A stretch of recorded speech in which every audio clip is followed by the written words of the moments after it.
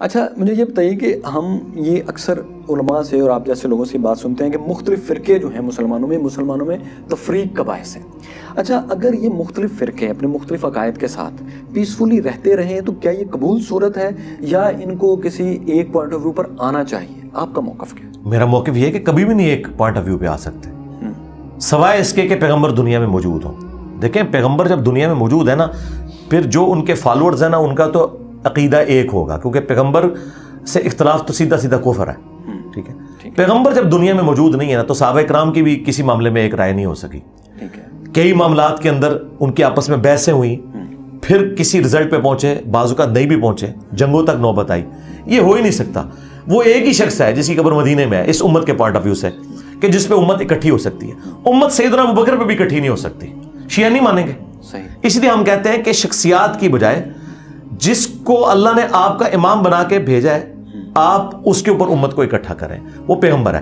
یہ school of thought ہمیشہ رہیں گے. ہمارا رویہ یہ ہونا چاہیے کہ ہم علمی اختلاف رکھیں, لوگوں کو علمی طریقے سے قائل کریں کہ یہ موقف صحیح ہے, یہ موقف جو تم نے اڈاپٹ کیا یہ غلط ہے, اس سے پیچھے ہٹ جاؤ. بس اس سے زیادہ تو پیغمبر کی ذمہ داری نہیں ہے.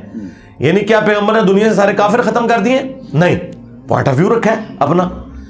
کافر تو جو مقابلے میں ہیں ان کے ساتھ ایز اے لاس ہزار لڑنا پڑا.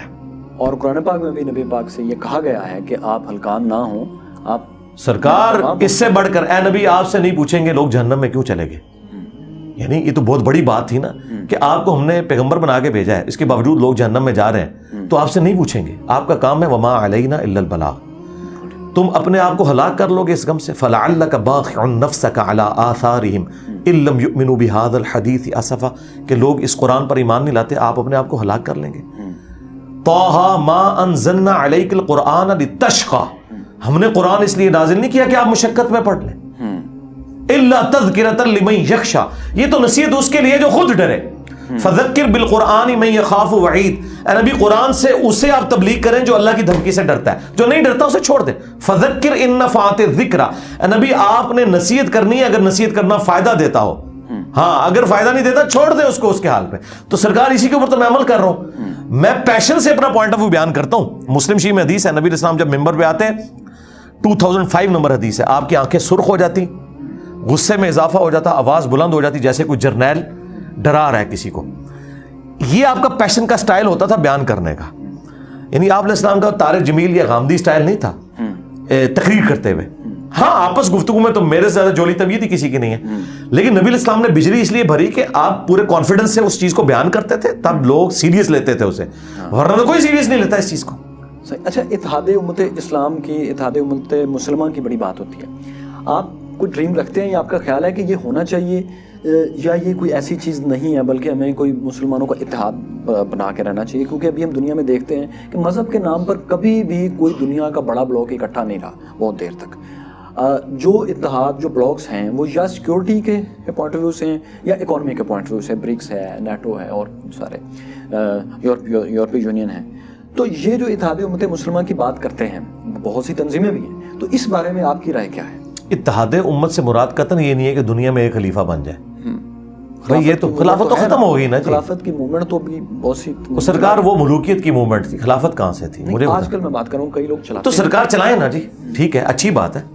جو آپ نے ڈریم کی بات کی نا, میرا ڈریم تو نہیں, میں نے تو ریئلٹی بنا دیا اسے. ہمارے درس میں ہر مکتب فکر سے لوگ آتے ہیں, انہوں نے اپنے فرقوں کو چھوڑا ہے اور ہمیں نہیں اڈاپٹ کیا. ہمیں اگر اڈاپٹ کیا ہوتا نا تو ان کو چھوڑنے کے بعد انہیں چندہ دینا بھی بند کر دیتے, ان کے پیچھے نمازیں بھی بند کر دیتے. نمازیں انہی مسجدوں میں پڑھ رہے ہیں, صرف انہوں نے اپنے آپ کو فرقہ واریت سے آزاد کر لیا. وہ اب ٹالریٹ کرتے ہیں, اگر شیعہ کی مسجد آ گئی ہے وہاں بھی نماز پڑھیں گے, بریلویوں کی آ گئی ہے وہاں بھی نماز پڑھیں گے. اس قسم کا اتحاد امت ہم سے پہلے نہ کسی نے کوشش کی تھی. ابھی تک اتحاد امت تھا وہ طارق جمیل ڈاکٹرن کے اوپر, اپنا چھوڑو نہ کسی کا چھیڑو نہ. ہم نے اس کو بالکل ریورس کیا, اپنا پہلے چھوڑو اور دوسرے کا بھی چھیڑ کے دیکھو, ہو سکتا ہے اس میں کوئی بات ایسی ملے جو وہ درست کہہ رہا ہوں. اس بنیاد کے اوپر میں نے یعنی یونٹی ان ڈائیورسٹی میں نے کر دیا, تو اللہ کے فضل سے ہم نے کر دیا. لیکن اگر آپ یہ کہیں کہ سب کے سب لوگ میری رائے کے پابند ہو جائیں, نہیں یہ نہیں ہوگا کبھی بھی. یہ میں نے بتایا یہ صرف پیغمبر کا پروٹوکول ہے, پیغمبر کے بعد کوئی شخص بھی ایسا ہو ہی نہیں سکتا وہ سب کے سب لوگوں کو, یا تو یہ ہو سکتا ہے کہ سارے کے سارے پاگل ہو جائیں, سوچنا چھوڑ دیں.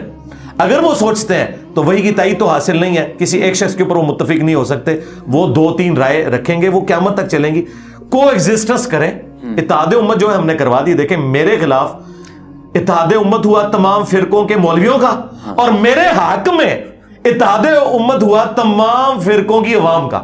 دیکھیں میں جیت گیا ہوں, کولڈ وار میں نے ون کر لی. اچھا